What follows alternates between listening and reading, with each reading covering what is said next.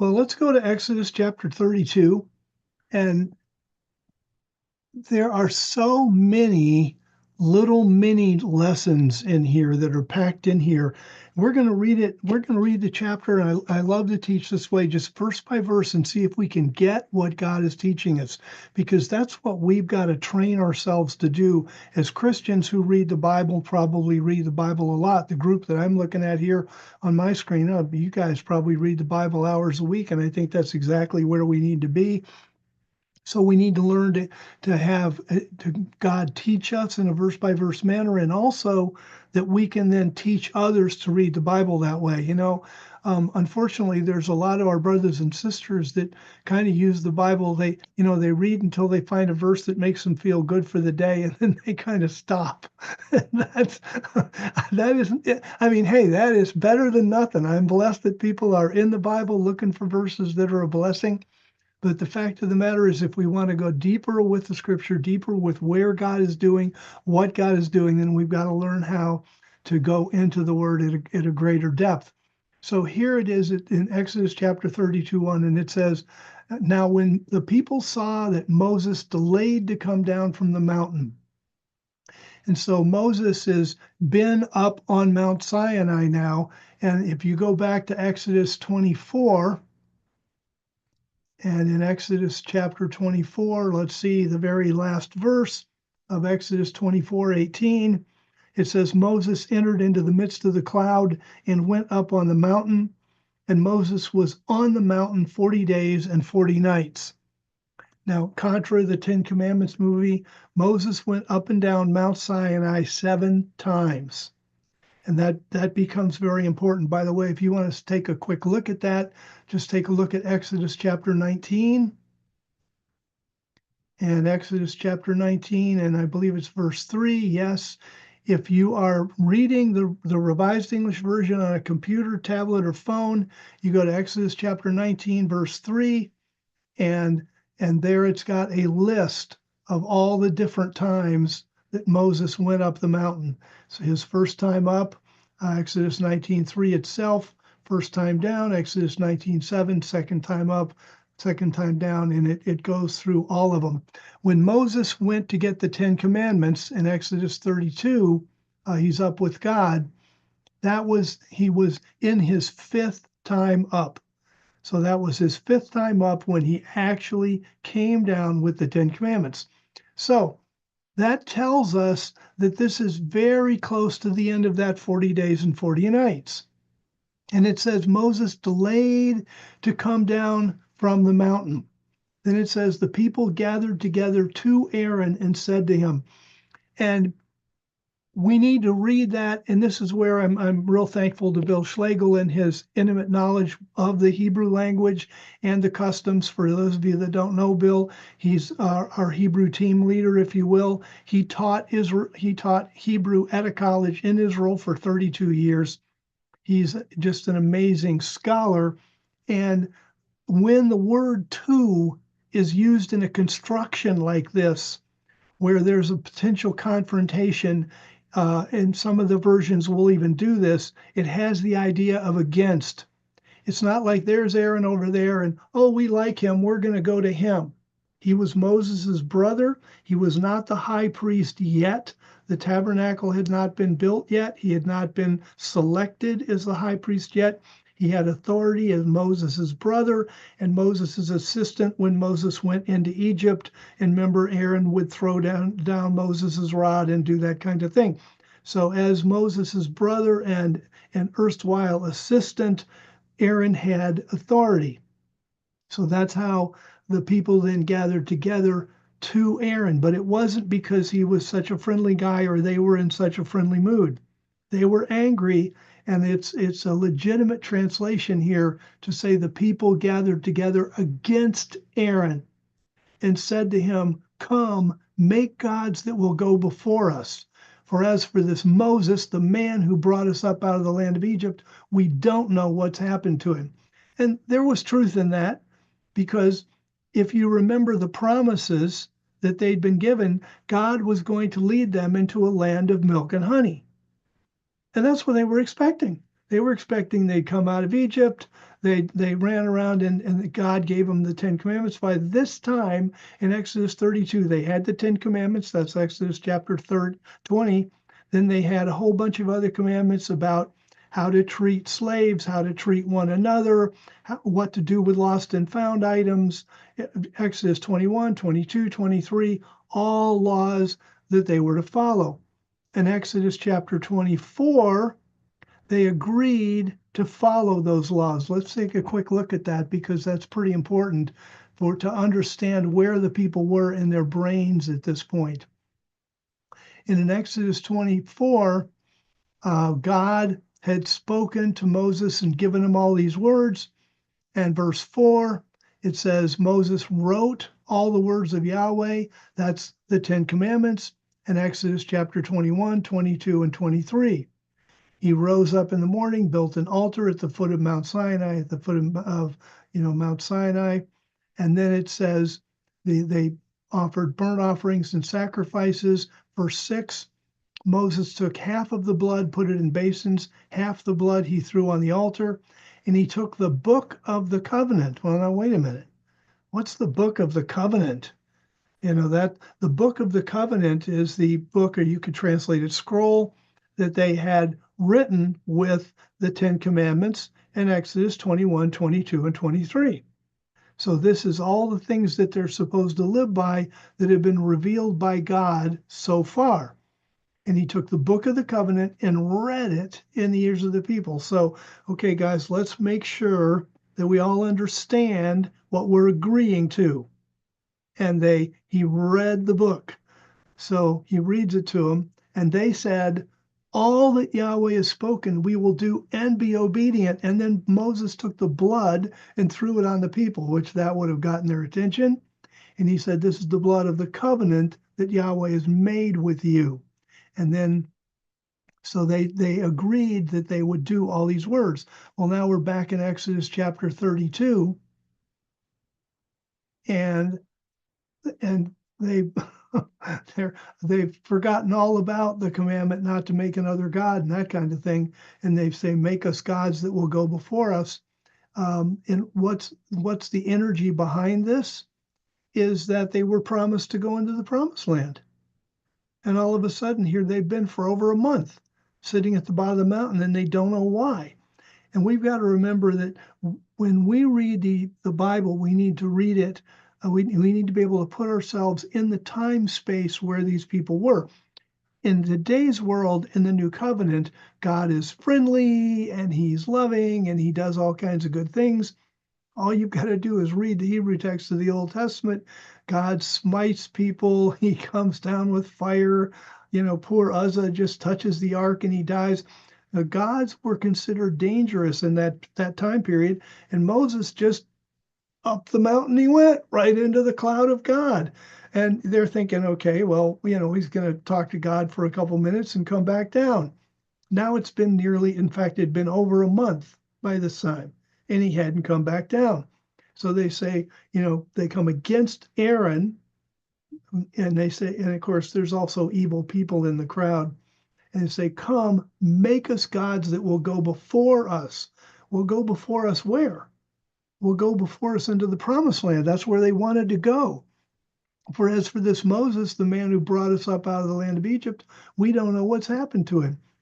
And that was precisely correct.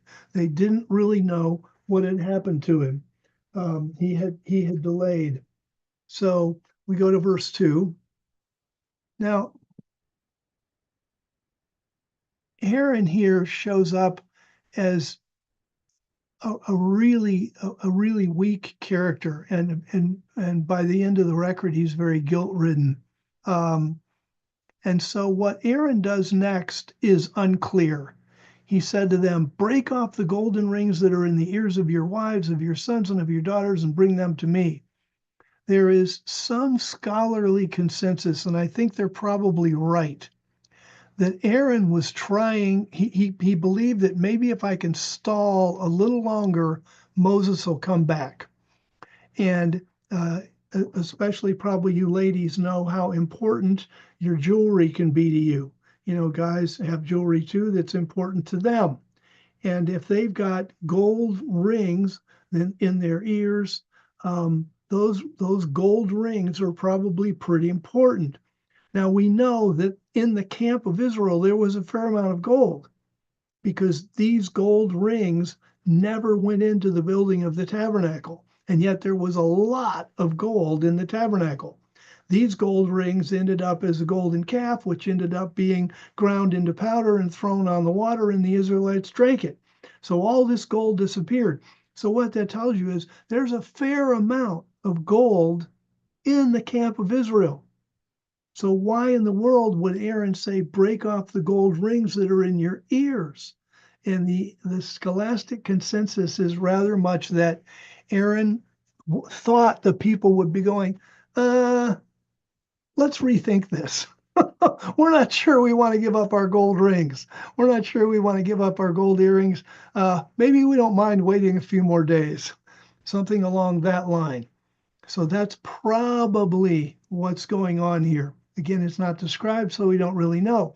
What we do know is verse 3, that apparently the people wanted to go into the promised land. They were eager enough that in verse 2, when Aaron said, break off the gold rings that are in your ears, verse 3, so all the people broke off the golden rings. Oh, that shows you where their desire was. Where did their desire lie? Their desire lay in, we were promised a land of milk and honey. We've been hanging around this mountain for over a month. We're tired of it. We want to go into the land of milk and honey. And by the way, that's, if you notice, that's actually buried in verse 1 as well. Come, make us gods. That will go before us. Go before us where? Go before us into the promised land. So they broke off the rings that were in the ears and brought them to Aaron. Verse 4, then Aaron, at this point, he'd already gone too far. He should have taken a stand in verse 2. And one of the things that comes up throughout this record is God laying the fault of this golden calf at Aaron's feet. That shows up in the biblical record a number of times. And that shows you the responsibility of leadership. Now, I'm sure Aaron, looking at all the people who were they were dissatisfied, they were angry, they'd been there for over a month, they wanted to go into the promised land. I'm sure Aaron felt pressured, may have felt threatened, but if you're going to step into leadership, you have to be willing to take that pressure. And that's one of the things. Then if I said, well, what's one of the lessons that I'm walking away from or away with from this record, is if you choose a leader, choose a gutsy leader. Now, they don't have to be a Hitler. And when the conditions are right, they've got to be able to negotiate, work with people, all the stuff that you want a good leader to do, to be a good listener, that kind of thing. But at the same time, when the chips are down and there's trouble in the camp, like there was in verse 1, a good leader has to be able to step up and do the job. And Aaron couldn't do it. So anyway, so they bring him all this gold. Verse 4, he received what they handed him and fashioned it with an engraving tool and made it into a cast metal calf. And so scholars again think that probably this was the reason it was fashioned with an engraving tool, is that it probably was over a wood frame, that Aaron had built a wood frame and then covered that with like a gold leaf, and that's what you would fashion with the engraving tool. He made it into a cast metal calf, and they said, this is your God, O Israel, that brought you out of the land of Egypt. And so then it goes on, verse 5, when Aaron saw this, he built an altar in front of it. Remember, the tabernacle had not been built yet. There was no altar, like the great altar of sacrifice, that kind of thing. So Aaron builds this altar in front of it. It says, Aaron made a proclamation and said, tomorrow will be a feast to Yahweh. Now, when we put together verse 4, this is your God, O Israel, that brought you up out of the land of Egypt. And verse 5, when Aaron says tomorrow will be a feast to Yahweh, it's very clear here that the people and Aaron are breaking the first commandment. And I want to go back to Exodus chapter 20, well, paying attention to tomorrow will be a feast to Yahweh. What are they looking at? They're looking at the golden calf, and they're saying this will be a feast to Yahweh. So now we can go to Exodus chapter 20, and here's the 10 commandments. And the first commandment, let's just read the first 3 verses of Exodus chapter 20. Then God spoke all these words, saying, I am Yahweh your God, who brought you out of the land of Egypt, out of a house of slavery. You must not have any other gods besides me. Now, as it's written in English, that's very clear. You're not supposed to have another God besides Yahweh. And here Aaron has fashioned a golden calf. So he's making another God besides Yahweh. That is a possibility. But from what he said, when he said, tomorrow is a feast to Yahweh, and he's looking at the golden calf, the question is, and this is unclear in the text, is he calling the golden calf Yahweh? And either way, he's breaking the first commandment. But I want to go back and reread verse 3, because again, this is something I learned from Bill Schlegel, but it's really a powerful truth. When the English text says, you must not have any other gods beside me, by the way, this is explained well in the commentary too, if you want to go back and read the commentary sometime. The actual Hebrew text says, you must not have any other gods upon my face. In other words, here's Yahweh, and you take the image of another God and you put that on Yahweh. And that could be exactly what's going on in Exodus chapter 32. It could be that Aaron simply made another God and then claims that it's going to be a feast to Yahweh. But it's also possible that what's being implied is that this is Yahweh. This is Yahweh. This golden calf is Yahweh. It's got Yahweh's representation on earth, which is why then he says, he looks at the golden calf and says, tomorrow's a feast to Yahweh.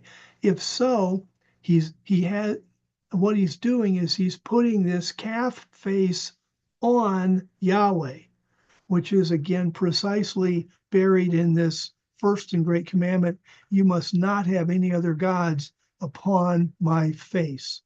So if we understand that, then we can have an understanding of one of the reasons that God would be so upset.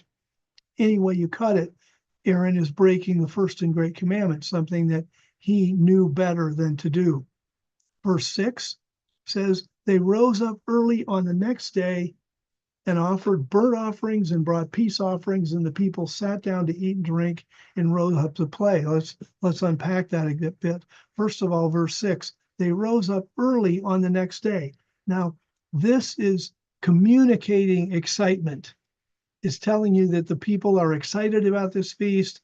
Obviously, I think they understand according to Herodotus,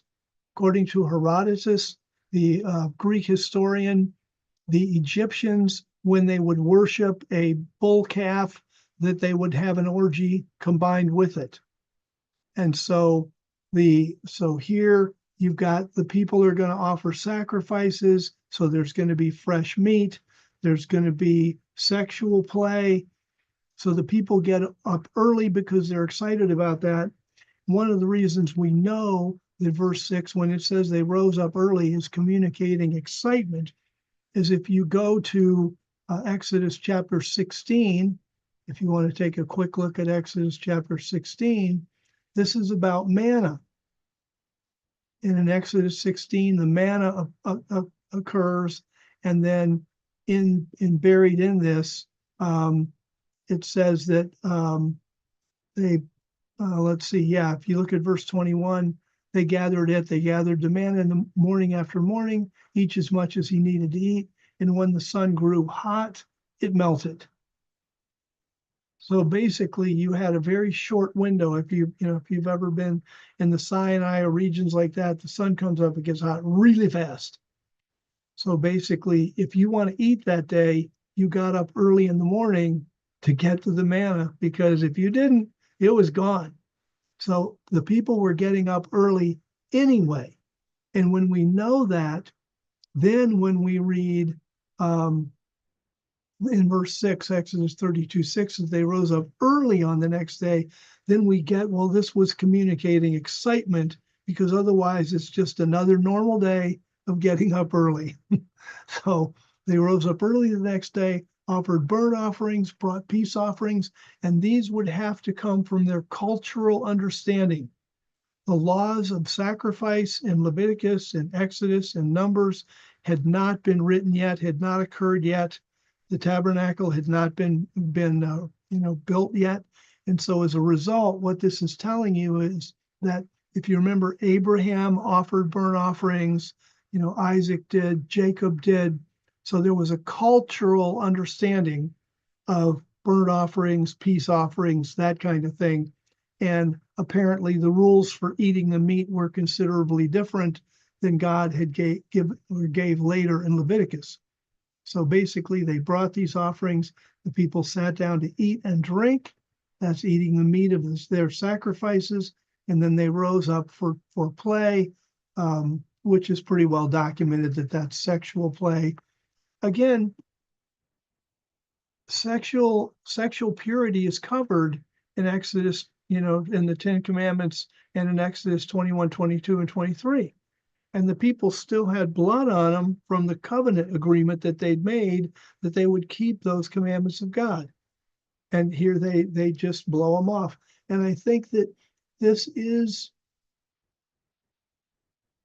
unfortunately more typical of people than we like to think. That we'd like to think that everybody has the word of God, obeys the word of God. But then if we just think about it for a few minutes, we know that's not true. I mean, the Bible couldn't be clearer about some of the things that it says to do. I think about not getting drunk. You know, Genevieve and I watched part of the Grammys, the music stuff, the music awards the other night. And, there's talk in there about getting drunk and all that stuff. And it's very funny, but it's breaking a rule of God. And that's people. And so as God's people and as leaders, if we're going to reach people, we have to do a kind of an interesting combination of overlooking some of that and teaching about some of that at the same time. You can't just be hard on people, you drive them away, but you've got to teach people and help them become more Christ-like. So anyway, verse 7, meanwhile up on the mountain, Yahweh spoke to Moses, go, get down. Now here we see God, and God here has an emotional fit. If this were a person, we'd come places where God's emotion really shows up. So Yahweh spoke to Moses in verse 7, go, get down, for your people who you brought up out of the land of Egypt have acted corruptly. And that's an important translation, that they have acted corruptly. God here is being very good and very accurate. There are a number of verses or a number of English versions that say they've corrupted themselves. And the word themselves is not in the text. And there's a growing number of versions that are translating this as acted corruptly, or an equivalent translation, because a person can act in a certain way and not in their heart of hearts be that certain way. And we've got to be gracious and merciful and giving to see what's going on, because like we'll see here later in the record, Aaron just flat out lies to his brother. And yet Moses handles it very wisely and just goes, okay, right now you're not in a position to talk about the truth. Things are too emotional. And he walks off. And that's the wise thing to do. And one of the lessons that we learn in this record is how to think properly about people. Just because a person does something wrong or acts in a bad way doesn't mean that's the way they are in their heart of hearts. There's got to be, more work in that area. We've got to know people deeper. Now, some people are evil through and through, and they act evil through and through. And there are people like that are mentioned in the scripture, but a lot of people are just weak and unfocused, and so they act badly when they aren't bad on the inside. Does that make sense? I hope that makes some sense, because that's really important when it comes to handling people. And so the translation, they've acted corruptly, is exactly right. In verse 8, they've turned aside quickly out of the way that I commanded them. And quickly is correct from God's perspective. It's Moses was only up there for 40 days and 40 nights. So it's been basically 40 days ago. And 40 days ago, in 40 days, they've completely changed. They've made for themselves a cast metal calf and have bowed down to it and have sacrificed to it and have said, "This is your God, O Israel, that brought you up out of the land of Egypt." And you can kind of see God tearing his hair out. If you go back and you read the record in early Exodus of God showing up again and again and again through 10 plagues to finally get the children of Israel out of Egypt, that was just, it was an immense amount of miracles and effort on God's part, and working with leadership and guiding Moses and working with the Israeli leadership and the Israelite leadership and that kind of thing. And then to have all that work simply transposed over to this golden calf, that would make me mad too. So it's understandable that God's upset. And so he says they bowed down to it, they've sacrificed to it. And what's worse, they've said, "This is your God, O Israel, that brought you up out of the land of Egypt." Yahweh said to Moses, "I have seen these people, and behold, they're a stiff-necked people." And that's an interesting phrase, "I've seen these people." What Yahweh is saying to Moses is, look, these people have not escaped my notice. I've been watching them, I've been paying attention to them, and my conclusion is they're stiff-necked. And stiff-necked is an idiom in the Semitic languages. It seems to come from agriculture, and the fact that when an ox or a donkey or whatever didn't want to do what you wanted it to, didn't want to go the way you wanted to go, it would just kind of harden its neck and not allow itself to be guided by any kind of rope or halter or whatever. And it would just harden its neck and go off and do its own thing and drag you along with it. And that's the comparison that's being made here, that God's trying to guide the people. He's using, if you will, his word, his law as ropes to guide and help people in the right direction. And they just harden their necks and they're charging off no matter what God's word says. So that's where stiff-neck comes from. So he says, "I've seen this people. Behold, they're a stiff-necked people." Verse 10, very important. "So now, leave me alone so that my wrath can burn hot against them and I can consume them, and I will make of you a great nation."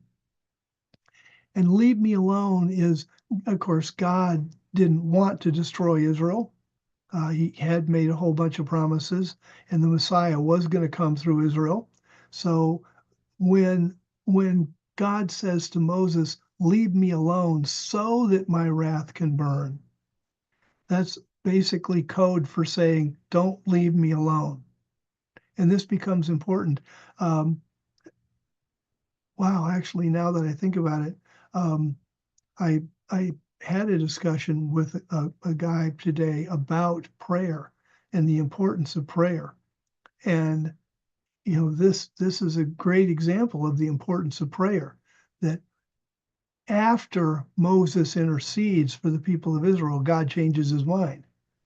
But here he's telling Moses, you need to pray, you need to intercede, you need to be pestering God to get something done. And you can see that God's intention, even in the way he says this. He says, "Leave me alone so that my wrath can burn hot against them and I can consume them, and I will make of you a great nation." And on the surface, that even might sound plausible, because Moses could pick up a couple wives and he could start to have kids, and then those kids could have kids and that kind of thing. The problem is that God had already set prophecies in place. Remember, the 4,000 years of the Old Testament, by this time, 2,500 years of that 4,000 years had gone by. And during that time period, God had made certain promises that needed to be fulfilled in a certain way. So, example, in Genesis chapter 49, God had said that the Messiah would come out of Judah. Well, Moses is a Levite. So if God destroys all the people of Israel and builds and tries to build a nation out of Moses, he might be able to build a populous nation, but he couldn't build a nation that would fulfill the prophecies because all of Moses' descendants would be Levites. There would be no Judeans. And so God, he literally, he says, I will make of you a great nation. It's almost like, I don't even know what to say. I mean, it's just he can't do it. He's just he's emoting. He's angry. He's hurt. By the way, I believe God's emotions are real.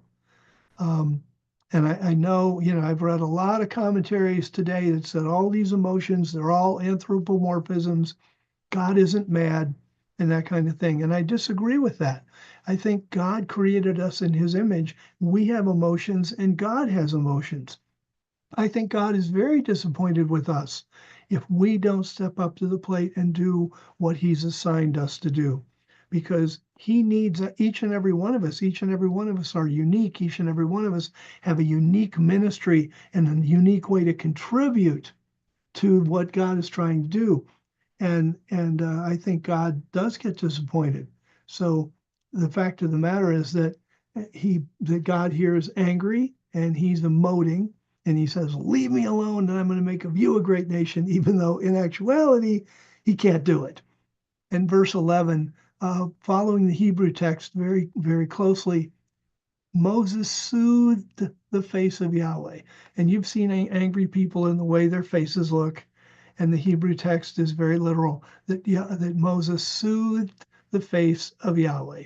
He just speaks to him and Yahweh calms down. And he says, Moses soothed the face of Yahweh as God and said, oh Yahweh, why does your wrath burn hot against your people that you brought up out of the land of Egypt with great power and a mighty hand? And at first, that seems like, I just told you why I'm angry. I remember reading this and thinking, wait a minute, God just said, I'm angry because they made a golden calf, because they've sacrificed it, because they think that that's what brought them out of Egypt. And Moses says, why does your wrath burn hot against your people? But if you think about what God said, very subtly, God said, I have seen this people. And so Moses says, God, you've seen these people. You know that what they're like. This should not surprise you that they do this. And so he calms God down. And he also mentions, like verse 12, why should the Egyptians say, yes, say, he brought them out for evil to kill them in the mountains and to consume them from the surface of the earth. You don't want the Egyptians talking bad about you.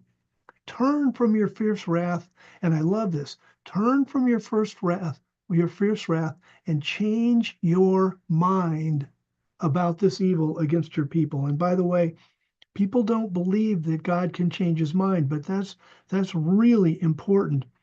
And it's something that we've got to be aware of. And there's a large commentary on this, because the word change your mind occurs a number of times in the Old Testament. So there's a large commentary on this in Jeremiah chapter 18, because there's a place where God does talk about how he can change his mind. And this is one of the things that we believe about prayer, is that, something can be in motion and people can pray and God will change his mind. He certainly did that with Nineveh. Nineveh was just a horrible place, and the Assyrians were an incredibly cruel people as a whole. And God sent Jonah. Jonah had the message. Yet 40 days and Nineveh will be overthrown. And the word overthrown is a very powerful word used for like when you take a pancake and you turn it over. It's literally you're going to be completely turned over. And it says the people of Nineveh believed God and declared a fast and repented, and God changed his mind.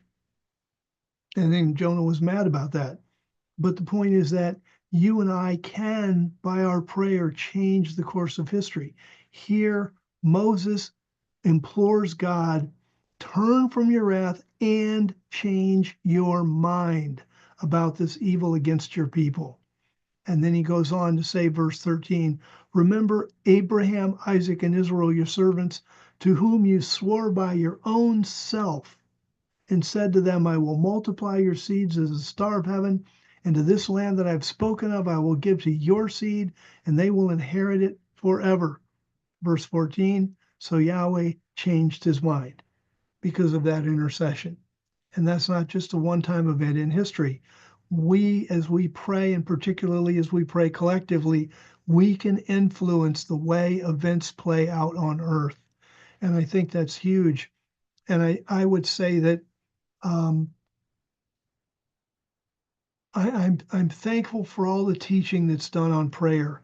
And I really um, it bothers me that the way the modern church is set up, and I understand it sort of has to be set up this way, that you can go to a church where there's 2,000-3,000 people in attendance, and the preacher prays, and maybe another couple people pray, but there's no way in that kind of setting for every person to pray. So there really has to be great instruction in the Christian church about getting people to pray, that this is really, really important. And back to verse 13, remember Abraham, Isaac, and Israel, your servants, to whom you swore by your own self and said to them, I will multiply your seed. This is something we've got to pay attention to. We see right here in this context that God made a covenant with Israel, and Israel broke that covenant, and things that God wanted to do, he didn't get to do. Now, when God has a purpose that he absolutely wants to fulfill, then he gets people out of the way.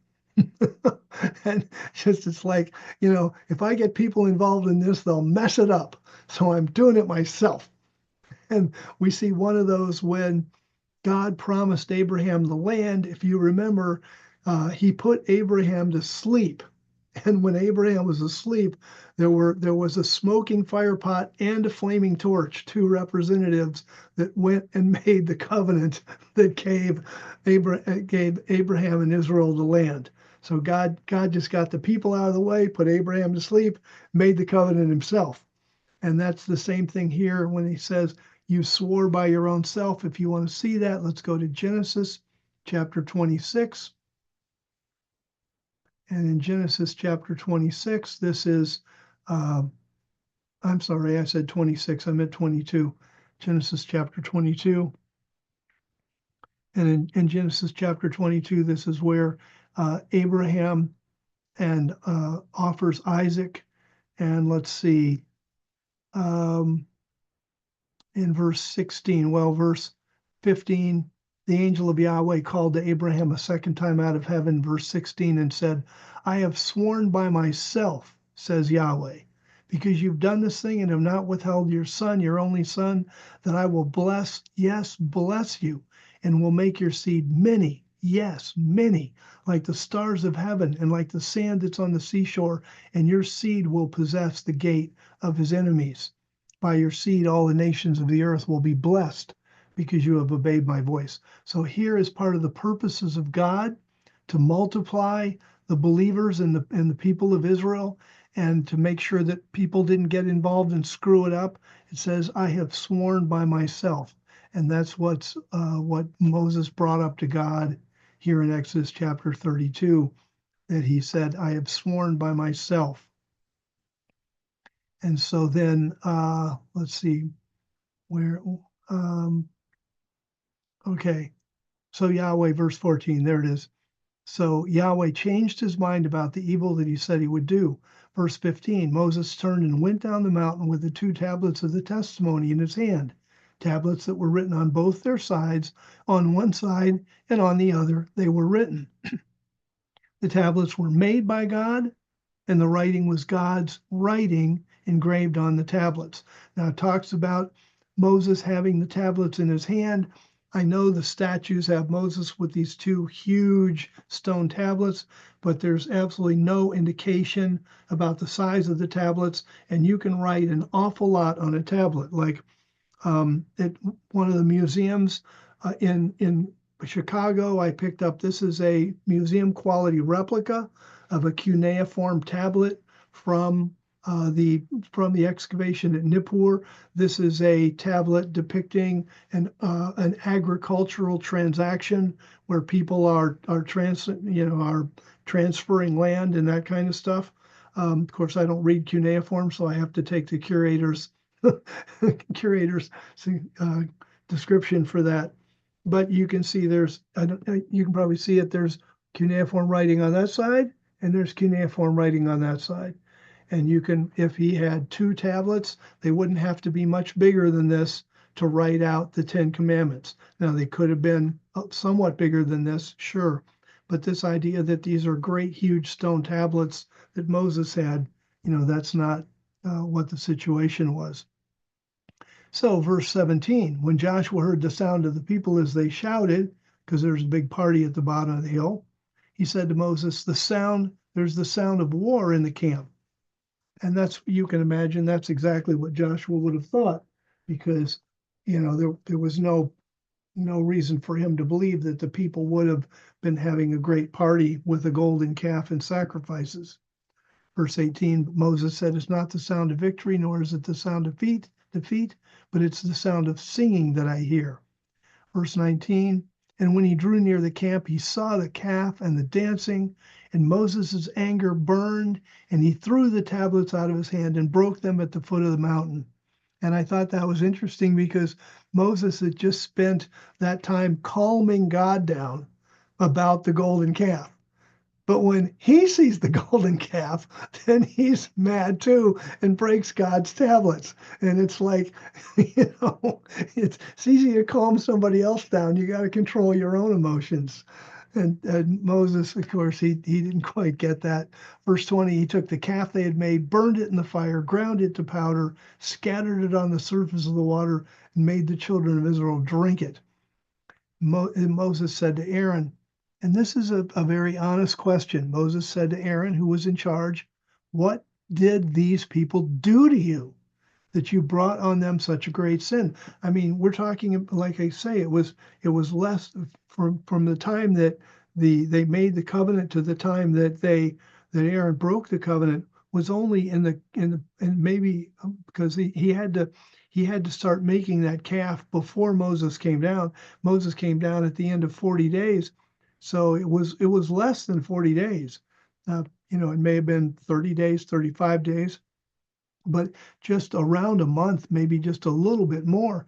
And he's like, what did they do to you that you have given into them like this? And notice the wording, that you have brought on them such a great sin. And if you are a Christian leader, you want to pay attention to that, because God charges his Christian leaders with leading well. Nobody has to be a leader. But if you're going to step up to the plate and say, I want to be a leader, I want to do the job, then lead well. And then, the New Testament says leaders are to be given double honor. Why? Because there's a lot of extra pressure, there's a lot of extra responsibility. And so there's great value in stepping up to be a leader if indeed you're called to that. But if you are called to that and you do step up, then lead well.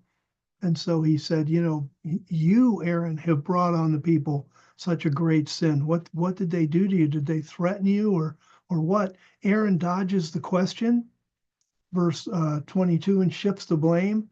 He says, don't let the anger of my Lord grow hot.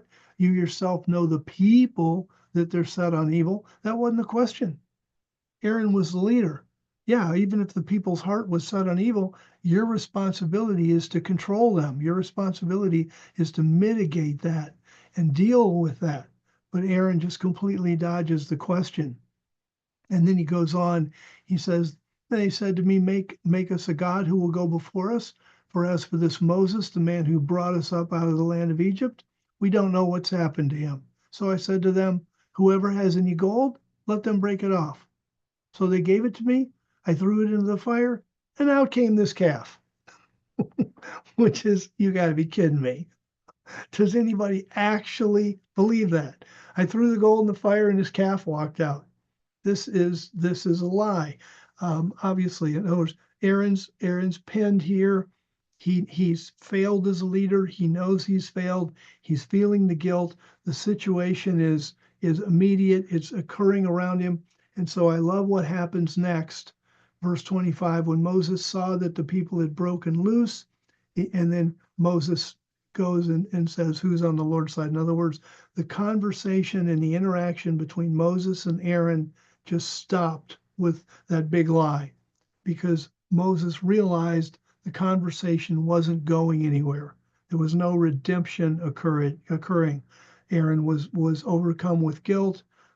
He behaved weakly. He was at the point where he was willing to make up all kinds of crazy stories and lie. And Moses got the picture, and he had the wisdom to say, when somebody is in that position, you just out.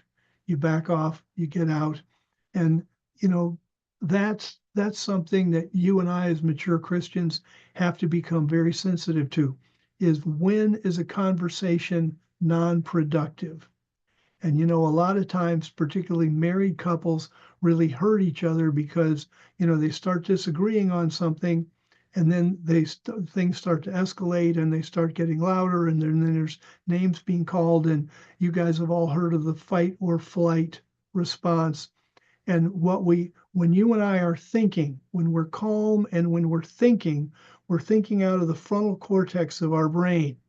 If somebody scares us, and this has been checked out with all kinds of EKGs till the cows go home.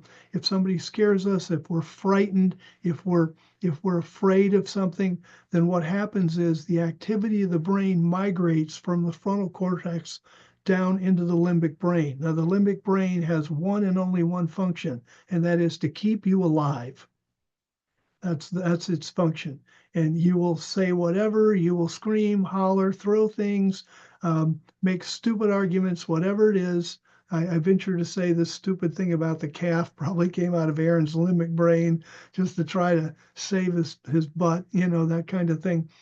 And if you know that about your brain function, then you know that when an argument starts to get heated, nothing is going to get done. All you're going to do is argue and hurt each other's feelings. Somebody has to have the maturity to say, whoa, we're out. It takes about 20 minutes of being peaceful for the activity of the brain to migrate back from the limbic brain into the prefrontal cortex. So basically, if you're a couple, or if you're fighting with someone, that particularly, well, if you're fighting with anyone, and things are getting really superheated and nothing's getting done, somebody has to have the maturity to call a 20-minute break. And just say, break, 20 minutes, we got to calm down and re-examine this. And it's not that you have to calm down to get control of your breathing. You can do that literally in like 1 minute. But to get your brain to actually relocate its center of electrical activity, you got to give it about 20 minutes. And I love this in verse 25, because when Aaron had, or 24, when Aaron had just told this humongous, ridiculous lie, Moses was like, I'm out. I'm not going to deal with it. It's too emotional, too hot topic. You can't go there right now, and just moves on. And so verse 25, when Moses saw the people had broken loose from what? Broken loose from all the commitments they had made, broken loose from the laws they had agreed to follow. And then it says, for Aaron had let them break loose, resulting in their being whispered about among their enemies. And again, God laying this at the feet of Aaron. Aaron could have stood against this and stopped it, but he didn't. It's another responsibility of leadership. Then Moses stood at the entrance of the camp and said, who's ever on Yahweh's side, come to me. And all the sons of Levi gathered to him. And it's because of this event that God then chose the Levites out of all the 12 tribes God chose the Levites to serve him. There are 12 tribes. One of the tribes was Levi. And because of this event, God said, I'm going to have the Levites serve me. And verse 27, Moses said to these Levites, this is what Yahweh, the God of Israel, says. And that's important because what happens next is the command of God. And we've got to see that. Every man put his sword on his thigh and go back and forth from entrance to entrance throughout the camp. And every man kill his brother, and every man his friend, and every man his neighbor. In other words, these would be the people that did not respond to Moses coming into the camp and were still going to be just out partying and sexing around and doing whatever they wanted, and in general, disobeying God. And he said, go in and kill these people. Verse 28, the sons of Levi did according to the word of Moses, and there fell of the people that day about 3,000 men. So about 3,000 Israelites were killed. That's a lot of Israelites to die in that sin. And that becomes, very offensive to the modern mind. We're like, wow, they're partying and doing their own thing and they end up dead. But from God's perspective, this is very, very early on in the formation of the nation of Israel.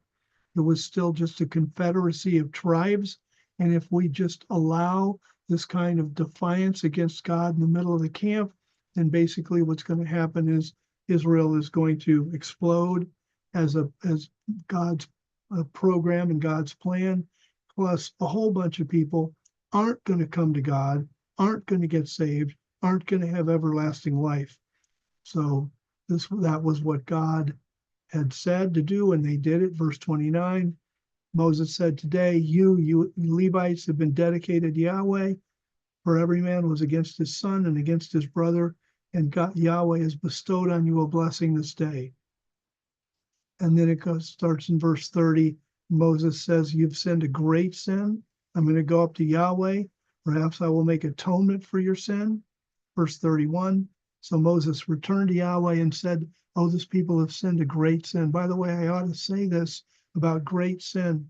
Sometimes people believe that no sin is worse than any others. When it comes to sin that will be held against us on the day of judgment, that is correct. Sin is sin. If you have a sin, it needs to be atoned for. It needs to be forgiven. Doesn't matter what the sin is. But when you're doing a 20,000-foot top-down look at sin in general, there are some sins that are more consequential, more dangerous. We call it greater or bigger than other sins, and we see that here in this text. So Moses says, you've sinned a great sin, the people, and they've made themselves a god of gold. Verse 32, yet now, if you would only forgive their sin, but if not, please blot me out of your book that you've written. Couple things very interesting about that. One is that this is the first mention that there's a book that God's writing.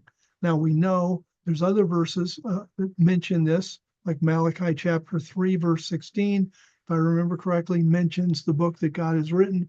Of course, the book of Revelation, chapter 20, says on the day of judgment, at the judgment seat, the books are opened, and these are the kind of books, and this is the kind of book that God is talking about. Now, this is the book of life, blot me out of your book, referring to the book of life.